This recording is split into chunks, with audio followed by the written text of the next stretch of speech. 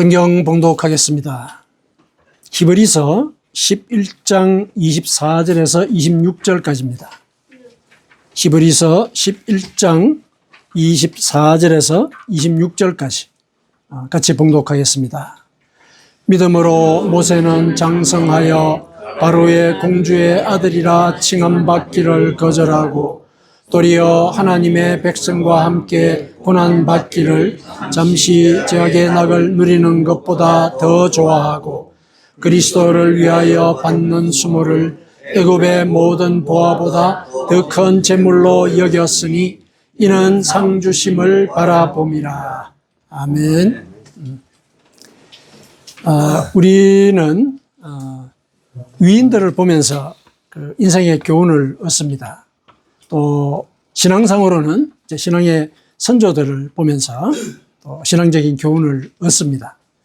우리가 교훈을 얻는다고 그러니까 이제 그런 이 위인들이나 선조가 이제 우리를 가르친다 하는 이제 그런 인상을 주지요. 물론 우리에게 교훈을 주니까 이제 그분들이 우리를 가르친다 이렇게 얘기할 수가 있습니다. 그런데 이제 엄밀하게 우리가 따져서 말을 해보면은 가르치는 자는 그들이 아니고 우리 자신입니다. 우리 자신이죠. 우리가 위인들이나 그 신앙의 선조들에게서 교훈적인 요소를 찾아내지요. 그 사람들이 우리에게 일러주는 게 아니거든요. 우리가 찾아냅니다. 우리가 그들에게서 우리가 이렇게 나아졌으면 좋겠다 하는 그런 모습을 보는 거죠. 그걸 우리가 찾는 거죠. 그래서 우리가 그 모습을 일상생활에서 실현하기 위해서 나름대로 이제 애쓰고 노력하지 않습니까? 그 과정이 우리를 변화시키는 것이고 그 변화가 우리를 이제 성장시키고 또 식견을 넓히고 또 믿음도 성숙하게 만들죠. 자, 그렇다면은 그 위인과 신앙의 선조들은 우리가 우리 자신의 나아진 모습을 보게 만드는 하나의 예를 들면 계기죠. 계기입니다. 그러니까 향상시키는 그 주체는 우리예요. 우리가 그들에게서 내가 나아졌으면 하는 그 모습을 우리가 찾잖아요. 그리고 그 찾은 모습대로 내가 살아가고자 할 때 땀을 흘리고 시간을 바치고 노력을 투여하는 건 우리거든요. 우리가 우리 자신을 만들어요. 그렇다면은 우리가 이 인생을 성공적으로 살아가기 위해서 내가 뭔가를 해야 된다는 어떤 그런 생각을 우리가 갖게 되죠. 물론 이제 내가 뭘 해야 된다라는 이 입장을 앞으로 내세우다 보면은 하나님의 뜻을 우리가 어기게 되는 그런 경우들도 있겠죠. 하지만 오늘은 초점을 거기에다 두지 말고 우리가 하나님의 뜻을 따른다는 것은 대전제로 두고 그랬을 때 하나님이 나에게 원하시는 것이 있다. 그걸 나는 이루기 위해서 산다. 그것이 내 인생의 성공을 위한 목표다. 이걸 전제를 하고 그 전제하에서 우리는 내 인생에 있어서 어떤 나의 노력을 투여해야 되느냐. 그런 관점에서 우리가 살펴보도록 하시죠. 우리가 우리 인생을 성공적으로 만든다. 이거는 사실은 우리가 신앙을 가진 입장에서 뿐만 아니라 우리 자신을 볼 때도 그게 불가능한 건 알죠. 왜 이렇게 전제를 하느냐 하면은 한 치 앞을 모르잖아요, 우리가. 그런데 내가 미래에 어떻게 될 것이다. 이렇게 얘기하는 거는 그건 꿈일 수는 있어요. 그리고 계획일 수 있고.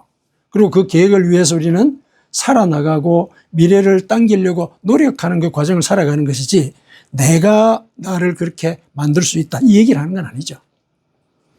인간이 계획하지만은 그 계획을 이루시는 분은 하나님이시다. 잠언에서 얘기를 하고 있죠.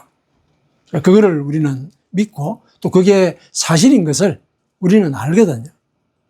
내가 내 인생을 만들지 못한다는 거 알고 있습니다. 그러나 이제 신앙상에 있어서 그럼 우리가 인생을 만들어 나가는 데 있어서 투여된 노력도 분명히 있거든요. 그건 뭐냐는 거죠. 오늘은 그 부분에 대해서 초점을 맞춰서 같이 생명 메시지를 나눴으면 좋겠습니다. 이 말씀을 준비하게 된 계기는 이제 이 이모님이 주신 그 책 속에서 앤드루 우드라는 사람, 두 번째 챕터에 보면 앤드루 우드라는 사람이 나오거든요. 그 사람이 18살 때 무일푼으로 미국에 건너가 가지고 백만장자가 되었어요. 그러니까 성공한 사람이죠. 그러다 보니까 이 사람이 성공의 비결이 뭘까 이런 것들을 강연을 하러 많이 다녔어요. 이 강연하는 그 중에 하나의 일화를 예를 듭니다. 그 일화를 중심으로 해서 오늘 성경 본문과 관련하여 우리가 신앙적으로 하나님의 뜻에 맞는 성공적인 삶을 어떻게 살 것인가. 이제 그런 점으로까지 이어서 같이 생각해 보도록 하죠. 앤드루 우드가 어떤 예를 드느냐면은 한 소년이 샌프란시스코 만에, 그 샌프란시스코 하면 우리가 떠오르는 사진이 있죠. 그 빨간 다리 있지 않습니까? 금문교죠. 골든 게이트라고 이제 그렇게 얘기를 하는데, 그 빨간색으로 되어 있는 이제 그 다리를 이제 건설하는 이제 그 장면, 그걸 이제 지켜보고 있었던 거죠. 그래서 이 아이가 이제 궁금해가지고 일하고 있는 사람들, 거기를 가가지고 이제 물어봅니다. 용접하는 사람들이에요. 용접하는 사람들 가가지고 이제 한 사람한테 물었더니, 보면 뭐냐? 응? 내 밥벌어 먹고 살라고 이런 거지? 그러니까 이런 대답이 하나 돌아왔어요. 그래서 두 번째 용접공에 가서 왜 이렇게 일을 하십니까? 어떤 일을 하고 계십니까? 이렇게 물었더니, 그 사람은 첫 사람보다는 좀 부드럽게 얘기를 했지만은 그냥 또 아주 좀 퉁명스러운 말로 얘기를 했죠. 지금 내 용접하고 있잖아. 쇠조각 이거 용접하고 있어. 또 이렇게 얘기를 했습니다. 그러니까 그 소년이 이제 또 다시 이제 세 번째 용접공에 가서 물었습니다. 어떤 일을 하고 계십니까? 그랬더니 이제 그 사람은 아이를 이렇게 부드럽게 쳐다보면서 나는 지금 멋진 다리를 지금 만들고 있다. 이렇게 이제 얘기를 했다는 거죠. 그러니까 앤드루 우드가 이 일화를 예를 든 뜻은 분명하죠. 인생을 바라보는 관점이 세 번째 용접공과 같아야 된다는 거잖아요. 그러니까 예를 들어서 자기가 무슨 일을 하고 인생을 살아가는 그 목적이 생계를 유지하는 거. 생존에만 이렇게 고정이 되어 가지고 인생을 살아간다는 거, 이건 성공적인 삶이 될 수 없다. 두 번째도 마찬가지죠. 현실만 바라보고 현실에만 예를 들어서 신경을 쓰다 보면은 물론 현실을 객관적으로 볼 수는 있겠지만은 사람이 이 단기적인 시야만을 갖고 살다가 보면은 미래를 못 보는 거죠. 미래에 어떤 일이 닥쳐올 것인지 대비도 못하고 꿈이라는 것이 사실은 없는 거예요. 현실에만 집중하고 있으니까. 그렇게 살면 안 된다. 그럼 어떻게 살아야 되느냐? 세 번째 용접공처럼 목적의식을 갖고 앞으로 무슨 일을 내가 이룰 것인지 여기에 대해서 비전을 확실하게 갖고 소명의식을 갖고 일을 해야 된다. 그 얘기를 하려고 이런 일화를 들었겠죠. 그렇죠? 그 일화를 든 이제 의도가 이제 그겁니다. 실제로. 그런데 이제 일화를 통해서 우리가 얘기를 듣다가 보면은 인생을 좀 단순하게 생각할 경우들이 많거든요. 그러니까 소명의식을 갖고 목적의식을 실현하기 위해서 살아야 된다. 맞습니다. 그렇게 살아야 돼요. 그런데 단순하게 비교를 통해서 그 얘기를 하고 있잖아요. 앞에 있는 첫 번째, 두 번째 용접공의 인생관도 물론 단순화되었지만은 그것과 대비되게 아주 단순화해서 그렇게 살면 안 된다는 것의 어떤 반대적인 모습으로서 소명의식과 목적의식에 투철한 사람을 사실은 만들어 넣었다는 그런 느낌을 주거든요. 근데 사실 우리가 이제껏 살아오면서 인생을 돌아볼 때 그 한 가지 뜻이나 한 가지 해석이 오로지 그것만의 뜻을 갖고 있는 것은 아니라는 거. 우리가 다 체험해서 알고 있잖아요. 그러니까 인생이라고 얘기하는 이 넓은 이 영역에 있어서는 더더군다나 한 가지만을 가지고는 얘기할 수가 없거든요. 목적의식, 소명의식 좋습니다. 좋아요. 그걸 갖고 살아가야 돼요. 하지만은 그 목적의식과 소명의식을 이루기 위해서는 생존의 문제는 어떻게 해야 되죠? 생존의 문제. 그리고 꿈을 위해서 살아간다고 하지만은 현실을 분석하는 객관적인 시야. 이거 없으면 안 되거든요. 그것도 있어야 되죠. 다 필요한 거예요, 사실은. 전부 다 필요한 것이거든요. 그러나 이제 세 번째 이 관점을 강조하려다 보니까 첫 번째, 두 번째를 오히려 쓸모없는 그런 어떤 관점으로 없애버리는 그런 사실상의 해석상의 오류를 범하는 거죠. 물론 강조하는 뜻은 알아요. 뜻은 알지만은 그렇다고 인생이라는 것을 우리가 해석을 한다고 얘기했을 때 생존의 문제? 이게 해결이 안 되는데 꿈이 무슨 의미가 있느냐. 이런 반문을 우리는 해봐야 되는 거죠. 그렇지 않습니까? 그리고 현실에 대한 이 객관적인 분석이 없이 어디에다가 목적의식을 두고 지향해 나갈 것인가. 이 문제거든요. 굉장한 문제죠. 방향을 잃어버린단 말이죠. 그런 것들을 따져볼 때 우리는 이런 일화뿐만 아니라 인생을 바라볼 때 사실은 좀 통합적인 관점이 좀 필요해요. 사실상 이 일화 속에 나온 이 인생관 셋 다를 볼 수 있어야 된다는 얘기죠. 셋 다를 볼 수 있어야 되는 거죠. 왜냐하면 인생이 그러하거든요. 인생이 포괄적이고 통합적이란 말이죠. 신앙이 왜 안 그러겠습니까? 신앙도 그렇죠. 신앙도 포괄적이고 통합적인 관점으로 우리가 바라볼 수 있어야 됩니다. 예수님께서도 그걸 요구하셨어요. 예수님께서 바리새인들을 비판하지 않으셨습니까? 비판하셨죠. 이 사람들은 자기들이 먹고 있는 그 일상의 식물에 대해서도 11조를 바친다. 11조를 바친다. 근데 그 11조는 바치는데 정작 그것을 율법으로서만 지키지 율법의 정신이 가리키는 정직과 긍휼과 믿음 이건 버렸다. 이렇게 얘기를 하시거든요. 그러면서 이어서 하시는 말씀이 이것도 하고 저것도 해야 된다. 이렇게 얘기를 하세요. 이것도 하고 저것도 하고. 그러니까 예를 들어서 자기가 예를 들어서 소출이 있으면은 그 소출에 대해서 예를 들어서 11조를 바치는 거. 요거는 율법에서 규정한 거잖아요. 그러니까 그거는 예를 들어서 소출을 하나님께 주셨다 감사하단 말이죠. 감사하는 마음으로 바치는 거. 이것도 하고. 그 다음에 그 11조를 통해서 무슨 일이 일어나느냐. 그걸 통해서 가난한 사람을 도우고 교회 재정을 채우라고 이렇게 성경에서 얘기를 하고 있기는 해요. 교회 재정 뭐 하겠습니까? 가난한 사람 도우고 어렵고 힘든 일들에 보탬이 되고 그러려고 교회 재정을 채우라는 거죠. 그게 바로 율법의 정신이거든요. 율법의 본래 정신이 그러하다는 거죠. 그 율법의 정신인 긍휼 그리고 사랑을 베풀고 정직하게 살고 감사할 줄 알고 이 정신 이것도 지켜야 된다. 그러니까 예수님께서 그걸 요구하시는 거예요. 율법만을 지키고 율법에서 있어서 최선을 다하려고 행동을 다스리면서도 내면은 다스리지 않는 그런 일을 하면 안 된다. 예수님이 그렇게 얘기를 하신 거예요. 예수님께서. 그러니까 이것도 하고 저것도 해야 된다. 이건 무슨 말씀입니까?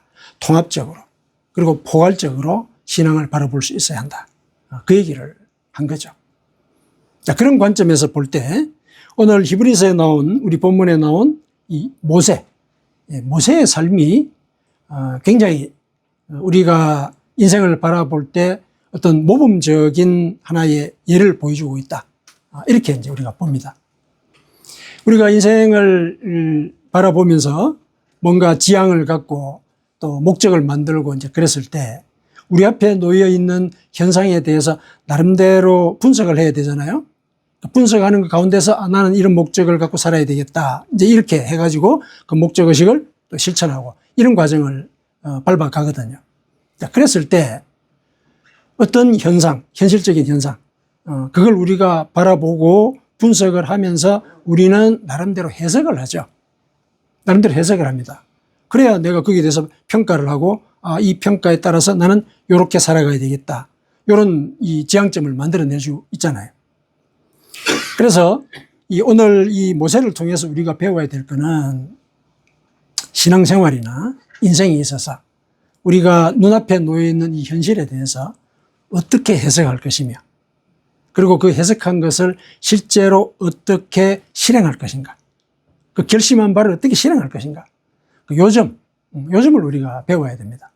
그랬을 때 하나님께서 내 인생을 만들어 나가고자 할 때 그 뜻에 걸림돌이 되지 않는 거예요. 우리가. 하나님은 우리에 대해서 큰 꿈을 꾸고 계시는데 우리가 예를 들어서 해석하지 못하고 그 뜻을 해석하지 못하고 그 다음에 결행을 하지 못한 채 육신의 길에 매여 있게 되면은 하나님의 뜻은 우리에게 적용이 되지 않는 거죠. 실제적으로. 그 뜻을 방해하는 그런 문제가 생기는 것이죠.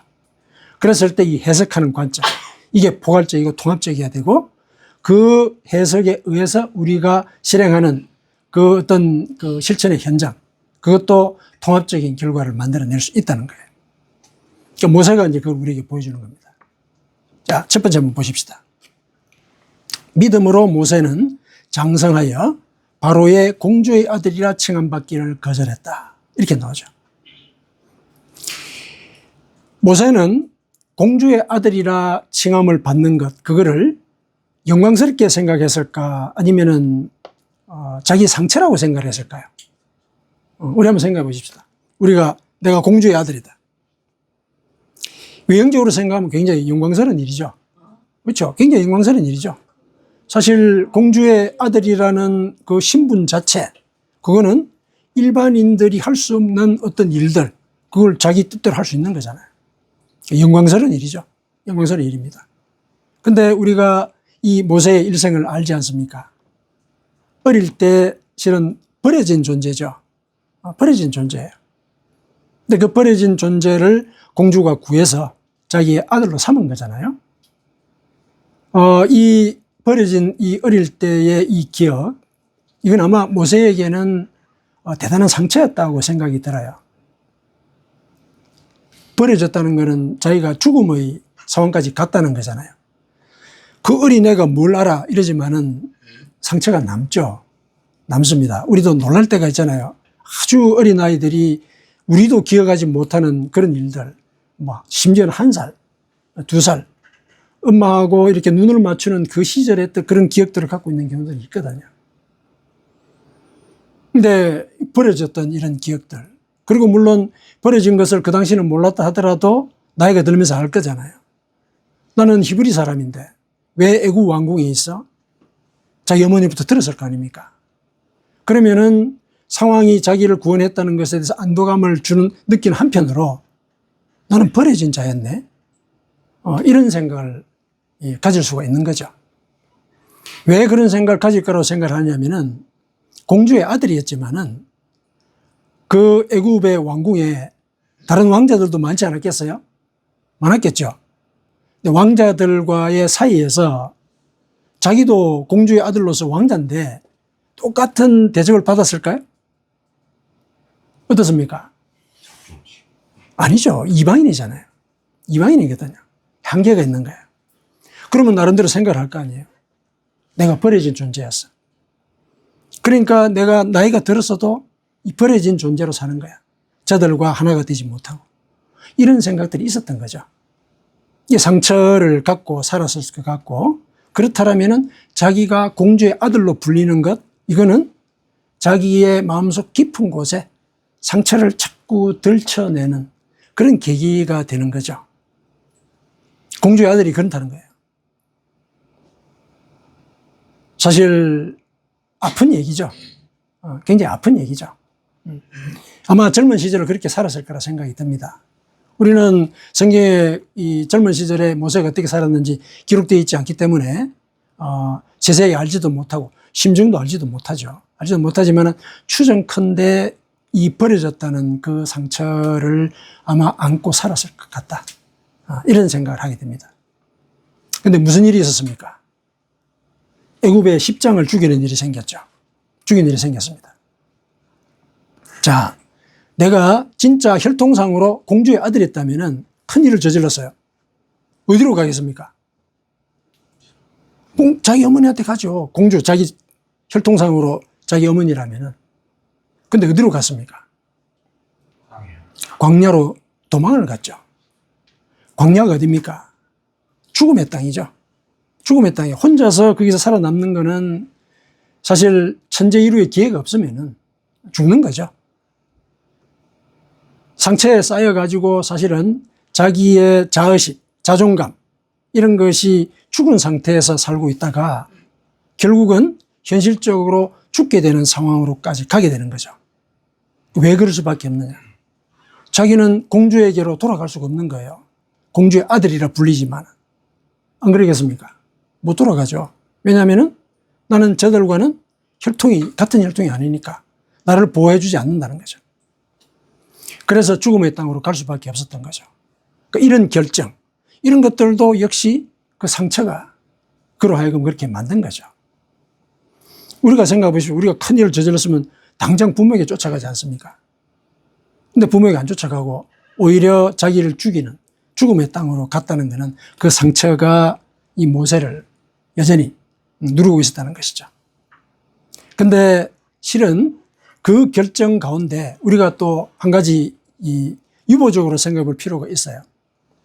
결과적으로 그가 광야로 도망을 가기는 갔지만은 공주에게로 갔을 수도 있잖아요. 그렇지 않습니까?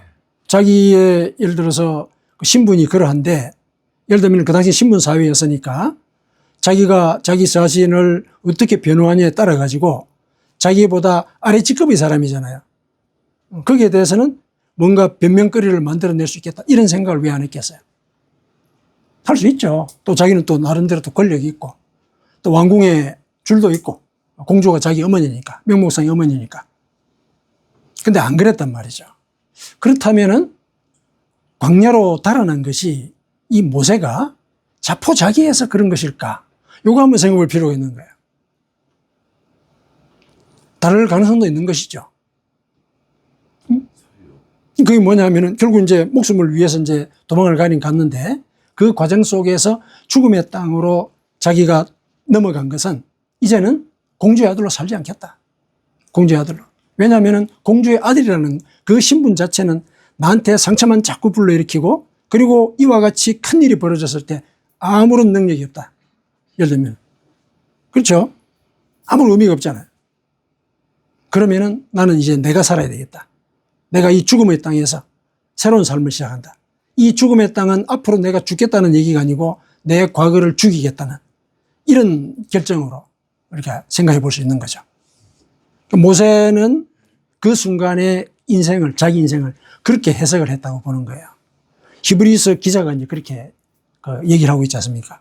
히브리서 기자가 모세를 보니까 모세는 그렇게 해석했다는 거예요. 공주의 아들이라 칭함받기를 거절했다. 그렇게 본 거예요. 이 죽음의 땅에서 나는 과거를 죽이겠다. 내 상처를 죽이겠다. 그렇게 결정을 하고 갔다는 거죠.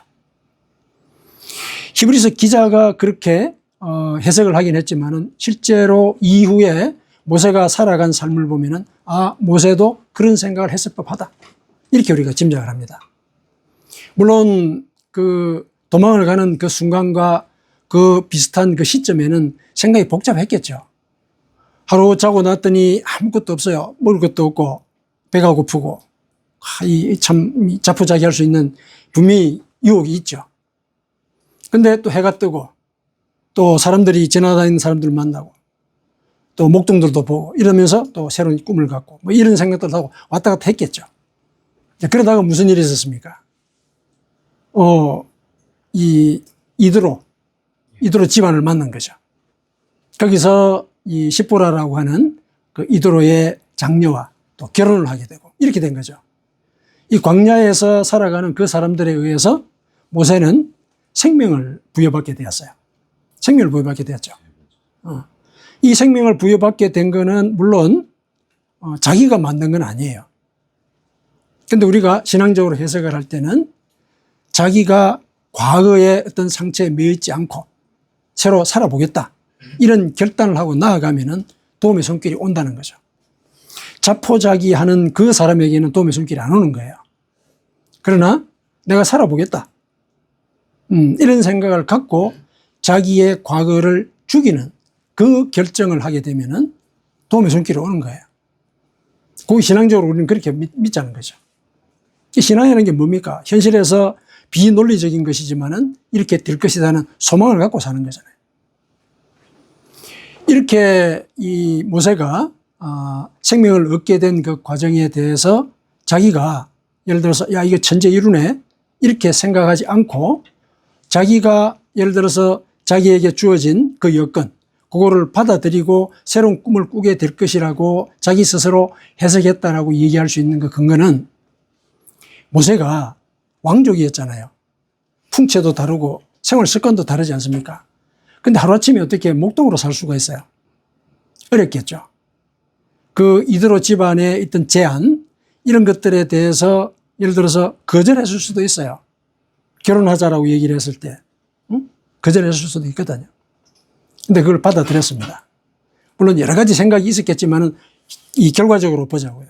기록에 그렇게 되어 있으니까. 그래서 받아들였습니다. 받아들이고 난 뒤에는 철저하게 모세는 목동으로 살았어요. 목동으로 40년을 살았거든요. 놀랍지 않습니까? 그 왕족으로 살던 사람이 목동으로 40년을 산 거예요. 이스라엘 그 히브리 전통에 따르면 40은 완전수거든요.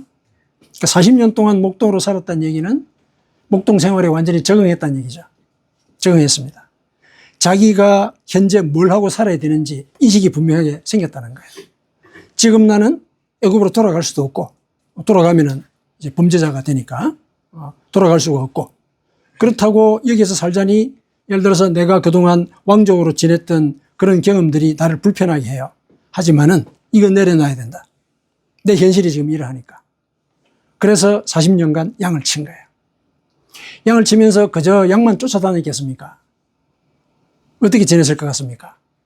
양을 따라서 이렇게 여러 군데를 이동해 가면서 사실은 광야의 지리를 익힌 거예요. 광야의 지리를. 나중에 이 지식이 이 민족을 영도하는 데 사용될 거라고는 꿈에도 생각 안 했겠죠. 꿈에도 생각 안 했을 겁니다. 그런데 양들을 쫓아다니면서 여기는 계곡이 있고 또 여기는 물이 있고 조금 더 가면은 초지가 있고 이런 것들을 양들을 치면서 익혔을 거란 말이죠. 앞으로 무슨 일이 있을지는 몰랐을 거예요. 하지만은 현실에 충실했습니다. 40년간 그 일을 한 거죠. 그렇게 해서 우리는 지금 현재로서는 추정할 수밖에 없지만은 아마도 지리적인 정보를 체득을 했을 수가 있다. 체득을 했을 수 있다. 현실에 충실한 거죠. 옛날에 기억에 사로잡혀 있지 않았어요. 자식도 놓고 또 그러면서 이렇게 양떼들을 키워가지고 생계도 유지하고 이런 과정들을 거쳐가면서 현실에 대한 인식을 명확하게 한 것이죠.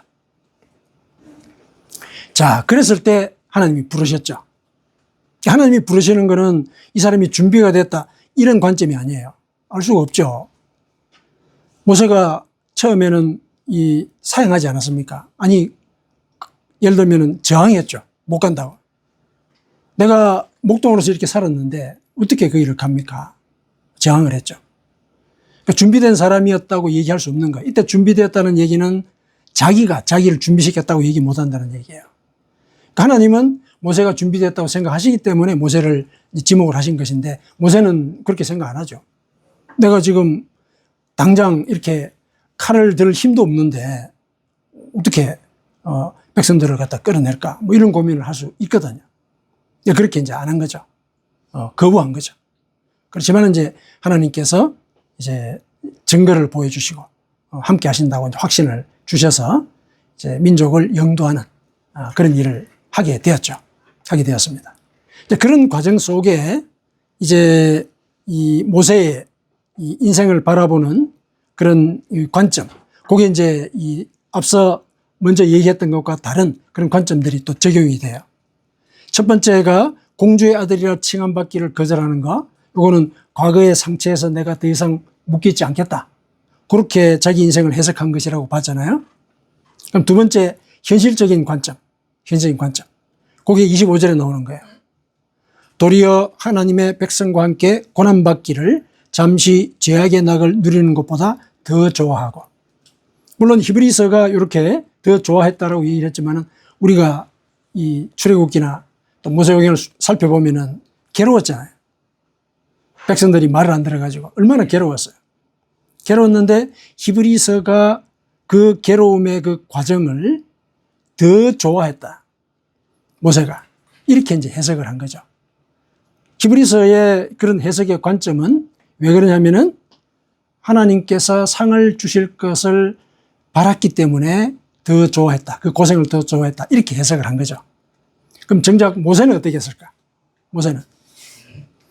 모세는 하나님을 만나서 그 영도의 사명을 받기 전이기 때문에 그냥 현실에 충실한 거예요.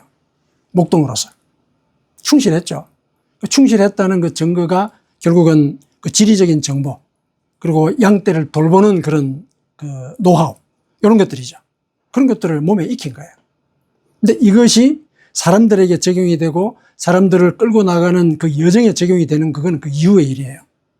다만 그 순간에 자기는 현실에 충실한 거예요. 앞에 무슨 일이 일어날지 몰랐지만 충실했습니다. 그 충실했던 때 얻게 된 그 자원이 미래를 끌고 가는 그런 재산이 된 거죠. 그러니까 현실에 충실한 거예요. 이 충실한 그 모습은 사실은 애굽에서의 어떤 그 영화, 여기에 대한 미련을 없앴기 때문에 가능한 것이죠. 그게 있었다면은 예를 들어서 한 20년 지났으니까 한번 애굽에 가서 동태를 한번 엿볼까? 아니, 우리라면 그러지 않겠어요? 거기에 대한 향수가 있다면. 안 그랬거든요. 그런 기록이 없잖아요. 물론 애굽의 어떤 그 정보들, 대상들이 지나가면서 알려줬을 거예요. 애굽에 이런 일이 있었다. 뭐 파라오가 죽었다. 뭐 이런 등등의 얘기는 들려줬겠죠. 근데 갔다는 얘기가 없잖아요. 오로지 현실에 충실한 겁니다. 내가 여기서 뭘 해야 될까? 그렇다면은 그 과거의 왕족으로서의 삶, 그거를 자기는 포기하고 그것보다는 현실의 삶에 충실했다. 그거는 결국은 현실의 삶을 왕족의 삶보다도 더 좋아했기 때문이다. 모세가 그랬다는 얘기죠. 내가 이것이 나의 살 길이다 라고 생각을 했기 때문에 옛날을 돌아보지 않고 옛날의 영화에 좌우되지 않았다는 얘기예요. 그게 이 죄악의 낙을 누리는 것보다 더 좋아하다. 이런 이제 그 해석으로 얘기를 해볼 수가 있는 거죠. 이게 현실에 집중해야 되는 그런 두 번째 인생관과 관계된 해석이죠. 그 다음에 세 번째, 그리스도를 위하여 받는 수모를 애굽의 모든 보화보다도 더 큰 재물로 여겼다. 여기서 우리가 조금 그 생각해 봐야 될 부분이 있죠. 모세는 예수님 이전의 사람이잖아요. 그렇죠? 근데 어떻게 그리스도를 위하여 받는 수모, 이런 얘기가 나오죠. 이건 시간이 이렇게 맞지 않지 않습니까? 그래서 요거를 이제 원어를 살펴보니까 그리스도를 위하여 받는 수모, 요렇게 해석할 수가 있어요. 있는데 그 원어의 이제 단어들을 분석을 해보니까 이게 그리스도의 책망, 요렇게도 해석이 돼요. 그리스도의 책망. 실제로 학자들 중에는 이렇게 주장하는 사람들도 있습니다. 그러니까 그리스도의 책망 때문에 이거예요. 그리스도의 책망 때문에 애굽의 모든 보화보다도 그 고생받는 것, 고생하는 것, 백성들과 함께 고생받는 것, 그거를 더 큰 재물로 여겼다. 이렇게 얘기하는 거죠. 그 무슨 소리냐? 모세가 죽어서 예수님을 만날 건데 그때 예를 들면은 내가 이 애굽 왕국의 그 쾌락을 내가 내려놓지 않았다면 책망받을 거란 말이죠. 근데 그 책망받을 것을 생각해서 내가 오히려 이걸 내려놓고 하나님의 뜻을 따랐다. 요 생각을 했다는 거예요. 요 생각을 했다. 그렇게 해석을 하면은 조금 문리가 통하게 되죠. 그래서 애굽의 모든 보화보다도 백성들과 고난받기를 더 큰 재물로 여겼다. 더 큰 상으로 여겼다. 왜냐? 상 주시는 것을 바라보기 때문에 그랬다. 하나님께서 상 주실 것을 바라봤기 때문에 그렇다. 이렇게 얘기하는 거죠. 그러니까 상 주실 것을 바라본다는 그게 목적의식이죠. 목적의식. 그러니까 하나님의 이 상이라고 하는 것이 그냥 이루어지는 것이 아니라 이 상을 받기 위해서는 실은 제일 첫 번째 이 상처받은 자존감, 이거 벗어나야 되죠. 과거를 이겨야 된단 말이죠. 그리고 현실에 충실해야 되는 거예요. 이 충실한 그 모습이 결국은 미래를 위한 디딤돌이 되는 거죠. 현실에 충실한 그 결과가 어떻게 될지는 몰라요. 하지만은 충실했을 때 그 결실을 어떤 다른 상황에서도 이해할 수 있고, 이용할 수 있고, 활용할 수 있게 되는 것이죠. 그러니까 준비가 되어 있어야 된다는 얘기가 그 얘기예요. 현실에 충실할 때. 그러니까 하나님을 믿는다라고 얘기했을 때 우리가 하나님이 주시는 상을 바라봐요. 맞습니다. 천국을 지향하죠. 그렇습니다. 그렇긴 하지만은 그렇게 살기 위해서는 뭘 해야 됩니까? 이 자리에서. 이 현실에서 우리는 뭘 해야 됩니까? 하나님의 말씀을 따라서 나의 정욕과 탐심을 내려놓는 그 일을 해야 되는 거죠. 그렇게 해서 나의 영적인 역량, 경건의 능력, 이걸 키워야 되는 거죠. 내가 예를 들어서 영적인 역량을 키우겠다, 목적을 갖고 사는 거 좋습니다. 근데 내가 지금 이 현장에서 예를 들어서 내 정욕과 탐심을 내려놓으려고 하는 그 노력, 그게 나의 영을 어떻게 변화시킬지 난 몰라요. 알 수가 없습니다. 없지만은 하나님께서 이 말씀을 쫓아서 살아가면은 네 정욕과 탐심을 내려놓을 수 있다. 약속을 하셨거든요. 거기에 충실하는 거죠. 거기에 충실하는 거예요. 그러면은 하나님의 기준에 따라서 하나님의 때에 하나님께서 내가 준비되었다는 그 인정, 그걸 해주시는 거죠. 그게 우리가 받을 상인 거예요. 그래서 실은 우리가 인생에 있어서 그리고 신앙에 있어서 성공적인 어떤 그 결과를 얻고자 한다면은 이 세 가지의 이런 관점들, 이거 포괄적으로 생각할 수 있어야 돼요. 상처에 사로잡혀 있으면, 그리고 과거에 매여 있으면 앞으로 못 나가잖아요. 못 나가거든요. 과거는 내 삶 속에서 죽여야 돼요. 그러나 모세가 예를 들어서 보여줬듯이 그 상처 내가 없애기 어려워요. 왜냐하면 그동안 상처 때문에 괴로웠는데 어떻게 그 상처를 하루아침에 이깁니까? 어려워요. 그럼 어떻게 해야 됩니까? 그 상처에 대해서 고민하는 거죠. 왜냐하면 모세도 그러지 않았습니까? 내가 괴로워했던 거예요. 괴로워했던 거예요. 그러면은 우리는 하나님을 믿는 자로서 내 속에 있는 그 상처, 하나님 치료해 주십시오. 치료해 주십시오. 그러면은 하나님께서 직접 치료하시기도 하고 이 모세처럼 사람을 보내시는 거예요. 사람을 보내서 진짜 가족, 이걸 경험하게 한 거죠. 왕궁에 있을 때는 한 가족이죠. 가족 울타리잖아요. 공주의 아들이니까. 근데 그게 진짜 가족이었습니까? 아니죠. 가짜 가족이었기 때문에 상처가 늘 있었던 거잖아요. 근데 광야에 가서 그 상처를 내려놓으니까 진짜 가족이 생겼죠. 진짜 가족이 생겼죠. 십보라가 이 모세에 대해서 하나님이 화를 냈을 때 어떻게 했습니까? 그 사이에 개입을 했어요. 십보라가 개입을 했습니다. 하나님이 모세를 죽일 것 같거든요. 근데 그 상황에 십보라가 개입을 한 거예요. 무슨 마음으로 개입을 했겠습니까? 무슨 마음으로? 저 사람 살려야 됐다 이 생각 안 했겠습니까? 하나님이 어떤 존재인지 여기에 대한 개념이 없는 거예요. 저 사람을 살려야 되겠다. 그래가지고 개입한 거잖아요. 그건 뭡니까? 그게 참 묘하지만은, 이 피를 나누기 때문에 혹은, 물론 이제 예를 들면 서로 부부는 피를 나누지는 않았지만은 진짜 가족이기 때문에 그런 거죠. 진짜 가족이니까. 그걸 보여준 거죠. 그러니까 모세는 왕궁에서와는 달리 진짜 가족을 얻은 거예요. 나를 위해서 목숨을 바칠 사람이 있다는 거. 그걸 체험을 한 거니까 회복이 된 거잖아요. 진짜 가족을 얻게 되었으니까. 과거의 상처에서 회복이 됐거든요. 이런 기회를 주신다는 거죠. 이런 기회를 우리가 요청을 하자는 거죠. 하나님께. 내가 내 상처 치료하기 어렵습니다. 그게 내 마음대로 된다면은 그 왜 상처 때문에 괴롭겠습니까? 상처를 즐기는 사람이 아무도 없잖아요. 그럼 어떻게 해야 되나요? 모세가 하나 사례를 보여주는 것이죠.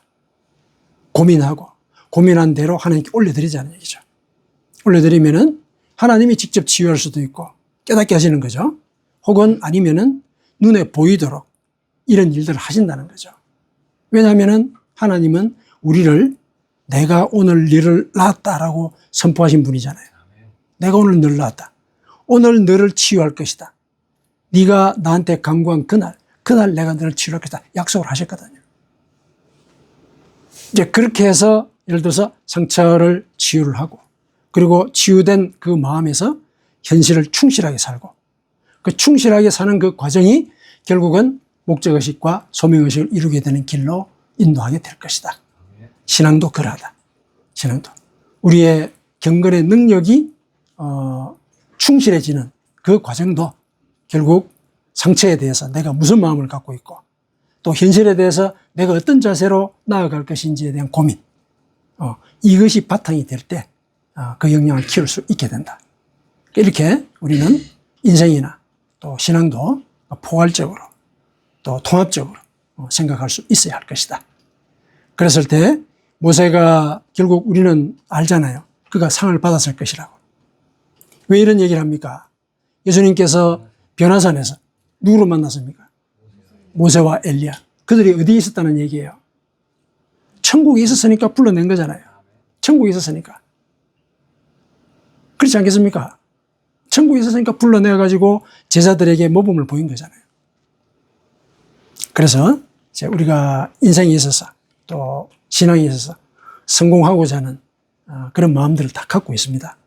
그랬을 때 우리는 그 목표에 대해서 이런 통합적인 시각, 과거, 현재, 미래 한꺼번에 봐서 고민하는가. 그래서 이 고민을 하나님께 올려드리는 것. 이게 우리의 소망과 또 우리의 삶을 성공적으로 이어가는 그런 제일 기본적인 통로이다. 아멘. 아멘.